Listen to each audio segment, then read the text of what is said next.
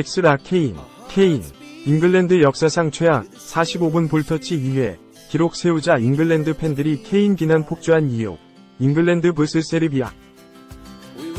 잉글랜드 간판 스트라이커 해리 케인이 유로 2024 첫 경기에서 부진했다.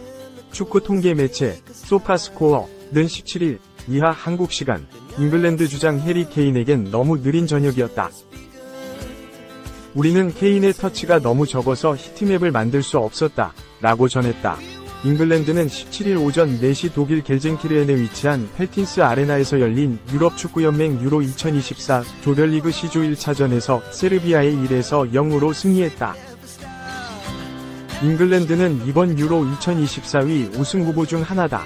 해리 케인, 바이에른 뮌헨, 주드 벨링엄, 레알 마드리드, 필 포든, 맨체스터 시티, 부카요 사카, 아스널 등 최고의 선수들이 대거 합류했다. 대회 첫 우승을 차지하겠다는 각오였다. 잉글랜드의 에이스로 꼽힌 건 케인이었다. 그는 이번 시즌 독일 분데스리가에서 36골 8도움으로 득점왕에 올랐다. 유럽축구연맹 챔피언스리그에서도 8골 4도움을 몰아쳤다. 올 시즌 45경기 44골 12도움을 기록했다. 시즌 종료 후 각종 개인상을 쓸어 모았다. 케인은 독일 키커가 선정한 올해의 팀, 독일 프로축구선수협회 베스트 11, UCL 시즌 스쿼드와 득점왕, 뮌헨 올해의 선수 등에 오르며 최고의 선수로 인정받았다. 케인은 유럽에서 가장 뛰어난 공격수에게 주어지는 유러피언 골든슈까지 받았다. 그는 세루 기라시, 킬리안 음바페 같은 쟁쟁한 경쟁자를 누르고 주인공이 됐다. 당연히 유로에서도 좋은 활약을 펼칠 것으로 보였다. 그런데 케인이 세르비아와 경기에서 보이지 않았다. 최전방 공격수로 출전했지만 최전방에 고립돼 이렇다 할 모습을 보여주지 못했다. 후반 32분 회심의 헤더를 날렸지만 상대 골키퍼 손끝에 걸린 뒤 골대를 강타했다. 소파스코어에 따르면 케인은 전반전 동안 공을 딱 2번밖에 만지지 못했다. 이후 90분 동안 유효 슈팅 1회, 패스 성공률 75%, 12분의 9를 기록하며 부진했다. 매체는 케인을 평점 6.8로 평가했다. 선발 출전한 선수 중 가장 낮은 평점이었다. 다른 매체의 평가도 비슷했다. 영국 골닷컴은 케인에 대해 전반전에는 매우 조용하고 2번이 터치만 했다. 헤더가 골대를 맞고 나오면서 득점하지 못한 것이 아쉽다 라며 평점 6으로 평가했다. 영국 90MIN은 케인에게 평점 5를 부여하며 더 깊은 곳에서 공을 찾기보다는 스스로를 위로 끌어올렸다. 케인은 거의 터치를 하지 않고 경기장을 오르내리는 것만으로 위안을 삼았다 라고 전했다. 한편 잉글랜드는 오는 21일 덴마크와 조별리그 2차전을 치른다. 케인은 덴마크를 상대로 대회 첫 골을 노릴 전망이다. 2. 벨링엄만 보였던 스타 군단 잉글랜드. 우려했던 고구마 경기력 세르비아의 1에서 0 신승. 주드 벨링엄, 20 레알 마드리드, 만 돋보였던 경기였다. 잉글랜드 축구대표팀은 6월 17일 오전 4시 이하 한국 시간 독일 겔젠키르헨 펠틴스 아레나에서 열린 유로 2024 본선 조별리그 C조 1차전 세르비아와의 맞대결에서 1에서 0으로 힘겹게 이겼다. 잉글랜드는 4-2-3의 1 포메이션으로 나섰다. 해리 케인이 전방에 섰다. 벨링엄이 케인의 뒤를 바쳤다. 필 포든, 부카요 사카가 좌우 공격을 책임졌다. 데클란 라이스, 트렌트 알렉산더 아놀드가 수비형 미드필더로 나섰다. 키어런 트리피어, 카일 워커가 좌우 풀백으로 나섰고 존 스톤스, 마크 구에이가 중앙 수비수로 호흡을 맞췄다. 골문은 조던 픽포드가 지켰다. 잉글랜드가 전반 12분 만에 선제골을 터뜨렸다. 사카가 세르비아 우측 뒷공간을 파고들었다.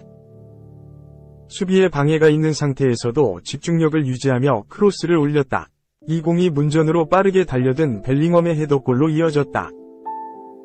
잉글랜드는 벨링엄의 이른 시간 선제골을 앞세워 기세를 올렸다. 케인을 필두로 강력한 전방 압박을 펼치며 세르비아의 공격 자체를 틀어막았다. 세르비아는 짧은 패스로 중앙선 부근을 넘어서기 어려울 정도였다. 부정확한 긴 패스에 의존할 수밖에 없는 상황이 이어졌다. 전반 24분, 잉글랜드가 세르비아의 공격을 끊어낸 뒤 빠른 역습을 전개했다. 사카가 수비 뒷공간으로 넘겨준 볼을 엄청난 스피드를 보인 워커가 잡았다. 워커는 세르비아 오른쪽 측면을 완전히 뚫어낸 뒤 낮고 빠른 크로스를 올렸다. 발만 갖다 대면 득점으로 연결될 수 있는 상황. 워커의 크로스 타이밍에 맞춰 달려든 선수가 없었다. 전반 28분엔 아놀드가 세르비아 페널티 박스 부근에서 프리킥을 얻었다. 아놀드가 이를 직접 슈팅으로 연결했지만 수비벽에 막혔다. 잉글랜드가 추가골을 넣지 못하면서 세르비아가 주도권을 가져왔다. 세르비아가 공격에 힘을 더하는 가운데 두산 블라호비치, 세르게이 밀린코비치 사비치가 상대 수비의 허를 찌르는 패스를 잇따라 보여줬다. 다만 슈팅으로 연결된 장면이 나오질 않았다. 알렉산더 미트로비치, 교체 투입된 루카 요비치, 두산 타디치 등이 잉글랜드 진영에서 활발히 움직였지만 이렇다 할 슈팅 기회를 만들진 못했다. 잉글랜드는 틈을 노렸다. 후반 10분, 아놀드가 기습적인 중거리 슈팅을 시도했다. 프레드라그 라이코비치가 이 공을 펀칭했다. 후반 31분엔 케인의 헤더가 골대를 때렸다. 후반 31분 블라호비치가 기습적인 왼발 슈팅을 시도했다. 이를 픽포드 골키퍼가 몸을 날려 막았다. 이어진 코너킥에선 벨리코 비르만체비치의 발리슛을 최후방까지 내려선 케인이 이마로 막아냈다. 잉글랜드는 집중력을 잃지 않았다. 주도권은 세르비아에 내줬지만 실점은 허용하지 않았다. 잉글랜드의 1-0 승리. 유로 2024 우승 후보 1순위로 꼽히는 잉글랜드에 어울리는 경기력은 아니었다. 슈퍼스타가 즐비한 잉글랜드다. 공격진을 보면 콜 팔머가 선발 명단에서 빠질 정도다. 팔머는 2023에서 24시즌 잉글랜드 프리미어리그 33경기에서 22골 11도움을 기록한 공격수. 잉글랜드는 결승골을 터뜨린 벨링엄, 측면에서 날렵한 드리블과 크로스를 여러 차례 보인 사카를 제외하면 이름값을 한 이가 보이지 않았다. 우승 후보란 이름값에 걸맞지 않은 경기력이었지만 승점 3점은 챙겼다. 잉글랜드는 6월 21일 오전 1시 조별리그 2차전 덴마크와의 맞대결을 벌인다. 덴마크전에선 경기력과 결과 둘 다 잡아낼 수 있을까? 3. 트랜스퍼 스티웨니. 계약은 김처럼 올해도 느끼는 몬스터의 현명함. 바이아웃 없이 나폴리 떠나는 건 극히 어렵다. 회장님의 팀, 나폴리에서 어느 정도 성과를 낸 뒤 원하는 시점에 떠나는 건 극도로 어려운 일이다. 아직까지 김민재만 해냈고 나머지 동료들은 나가고 싶어도 못 나간다. 올여름 나폴리 여름 이적 시장은 떠나고 싶어하는 선수들과 정면으로 대립하는 구단의 대립구도로 정리된다. 먼저 이적을 희망하고 나선 선수는 빅터 오시멘이었다. 오시멘은 지난해 여름부터 나가고 싶은 티를 내다가 지난해 말 재계약을 맺으며 바이아웃 조항을 삽입했다. 오시멘을 데려가려는 팀이 나폴리의 반대를 무시하려면 1억 2천만 유로, 약 1774억 원을 제시해야 하는 것으로 알려졌다. 최근 천정부지로 치솟는 선수 이적료. 정통 스트라이커로서 2022에서 2023 시즌 이탈리아 세리에 A 득점왕에 오르며 우승을 이끈 기량을 감안하면 오시멘에게 거금을 퍼부을 팀이 하나쯤 나타날 것으로 기대됐다. 그러나 올여름이 되자 생각보다 허리띠를 졸라맨 팀이 많은 데다 오시멘은 부상과 득점력 저하가 겹쳐 리그 15골 3도움, 유럽 축구연맹 챔피언스리그 2골에 그쳤다. 결국 오시멘 측에서 떠나고 싶다고 아무리 광고를 해도 구매자가 잘 나타나지 않는다. 최근 화제를 모으는 선수는 2022에서 2023 시즌 우승 당시 리그 MVP였던 흐비차 크바라츠엘리아다. 크바라츠엘리아는 에이전트와 아버지가 번갈아 공개적으로 이적 의사를 천명했다. 그러자 나폴리 구단도 성명을 냈다. 회장이나 단장 인터뷰도 아니고 구단 공식 소셜미디어 X 계정에서 에이전트와 아버지의 진술에 대해 나폴리는 선수가 구단과 3년 계약이 남아있음을 강조한다. 크바라츠엘리아는 이적 대상이 아니다. 선수의 미래를 결정하는 건 에이전트나 아버지가 아니라 구단이다. 이 이야기는 끝이다. 라는 입장을 발표했다. 구단 공식 입장에서 느낌표를 3개나 찍은 점과 이 이야기는 끝이라는 수사법을 쓴 건 이례적이다. 감정 싸움이 섞여 있음을 보여준다. 크바라츠엘리아는 원래 나폴리와 한 차례 재계약을 맺으며 더 오래 남을 것이 유력한 선수였다.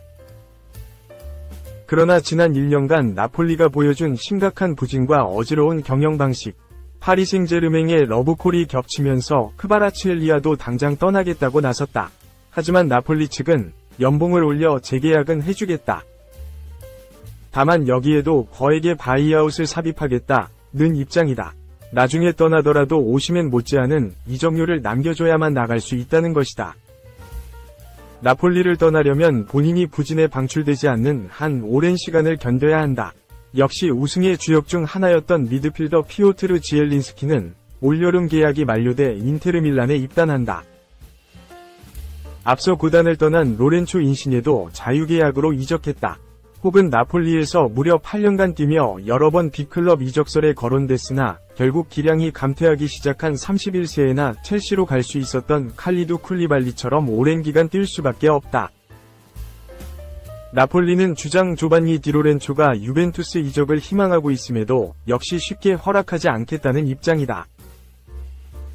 선수들이 여느 빅클럽에 비해 나폴리에서 더욱 마찰을 빚는 건 기본적으로 구단의 유리한 계약 행태 때문이다. 나폴리는 일반적인 구단에 비해 선수 초상권을 대폭 확보하는 것으로 유명하다. 이를 거부하는 일부 선수가 나폴리 이적 직전 무산되기도 하지만 4대 빅리그가 아닌 곳에서 이적해오는 선수라면 다들 받아들이기 마련이다. 선수가 이적을 강하게 희망할 경우 이를 어느 정도 정책에 반영해주는 구단도 있지만 나폴리는 강경하다. 결국 선수와 정면 대립하거나 물밑에서 선수를 굴복시켜 장기간 뛰게 만드는 결론에 이르곤 한다. 나폴리에 합류할 때부터 계약서에 바이아웃 조항을 삽입하면 떠나고 싶을 때 마음대로 나갈 가능성을 높일 수 있지만 이것도 구단이 결코 허락하지 않으려는 조항이다. 그래서 김민재의 경우는 특이한 사례다. 김민재는 2022년 페네르바체에서 나폴리로 이적할 때 이적료 1,800만 유로, 약 266억 원을 기록했다. 당시 바이아웃 조항으로 5천만 유로, 약 739억 원을 설정했다. 김민재가 스타드렌 이적을 준비할 때 나폴리가 하이제킹하는 입장이었기 때문에 선수 측의 바이아웃 설정 요구를 들어줄 수밖에 없었다. 김민재 측은 초상권 등 수입 관련 조항은 나폴리 측의 정책에 따르되 바이아웃을 고수해 결국 쟁취했다. 이 조항이 있었기 때문에 우승의 주축 멤버 중 유일하게 곧바로 빅클럽 이적에 성공했다. 처음 합류할 때부터 김민재처럼 자기결정권을 위한 조항을 마련해두지 않으면 완고한 구단을 떠나는 건 어렵다. 나폴리의 여러 선수가 지금 처한 상황이다.